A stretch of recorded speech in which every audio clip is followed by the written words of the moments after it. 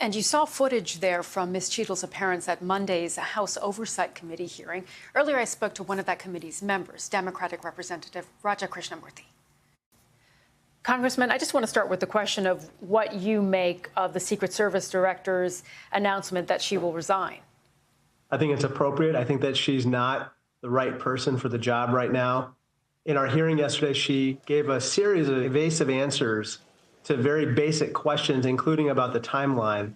When I asked her as well about the fact that there were at least 3 warnings to the Secret Service as well as local law enforcement that a threat had emerged before shots actually rang out, and she wasn't able to properly explain why the Secret Service did not pause the rally, that suggested to me that it's time for her to go. And so I'm glad that she handed in her resignation today. Questions remain unanswered, however. What do you still want to see answered then from the Secret Service?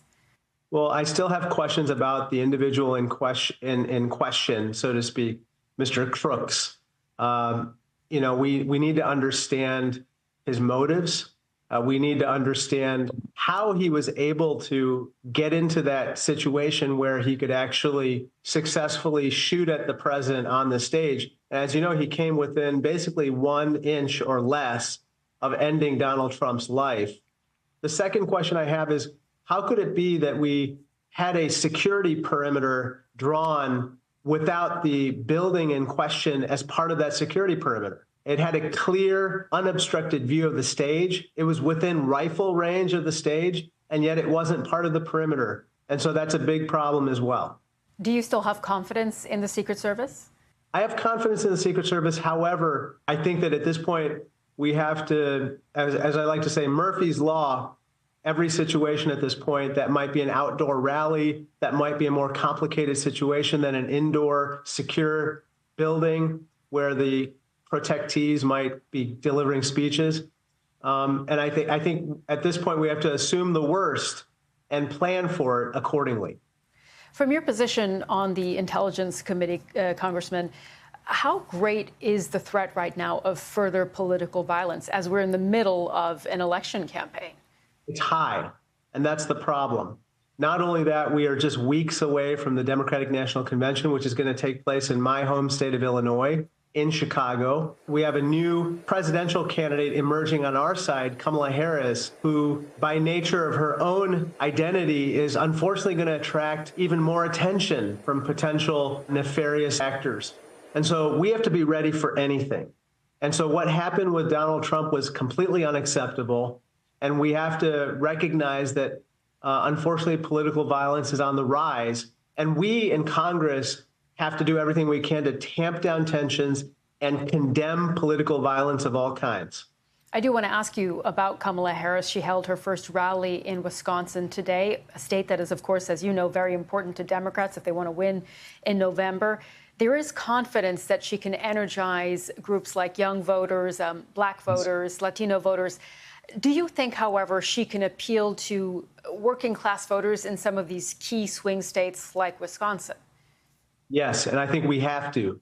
And that's why I think it's very important for Vice President Harris to talk about those kitchen table topics that are so important to people, whether it's, how do we educate our children in this, world of new technologies? How do we access health care in an affordable manner? How do we make sure that we have jobs that equip us for the revolution that we're in so many different ways, globalization as well as technological revolution.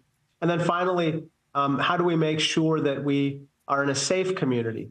That means that not only do we, dedicate more resources for law enforcement, but we also reduce gun violence through common sense gun control measures. Those are the issues, among others, including, for instance, reproductive freedom, which I think that she has to really drive home. And we've heard her talk a lot about, of course, already. Last question, Congressman. Are you concerned about the fact that there is very little time from now until the election for Kamala Harris to make just that message? No, I think she's going to be able to do it. We have 100 days until the election, so game on, Sumi. I think this is the time that We're going to have to muster all of our energy, all of our forces.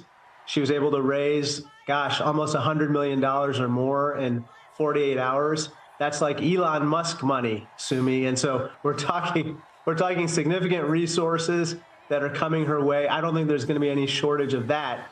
What we need to do is make sure that we're addressing the topics that people are thinking about every day and put our best foot forward. I think we're going to be successful.